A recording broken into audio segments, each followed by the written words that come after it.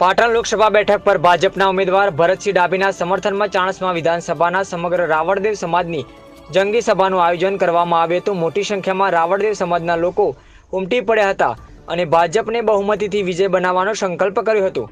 પાટણ જિલ્લાના ચાણસ્મા ખાતે આવેલ હોટલ સિટી પોઈન્ટ ખાતે સાંજના સમયે પાટણ લોકસભા ચૂંટણીમાં ભાજપના ઉમેદવાર ભરતસિંહ ડાભીને જંગી બહુમતીથી વિજય બનાવવા માટે સમગ્ર ચાણસ્મા વિધાનસભાના રાવળદેવ સમાજની મીટિંગનું આયોજન કરવામાં આવ્યું હતું, જેમાં મોટી સંખ્યામાં સમાજના લોકો ઉપસ્થિત રહ્યા હતા।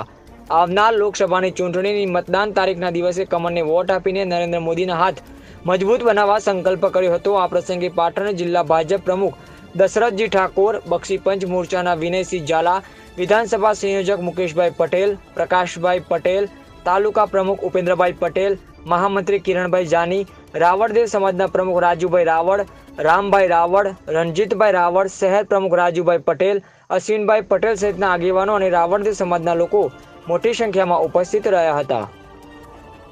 અહેવાલ નિખિલ જોશી, પાટણ।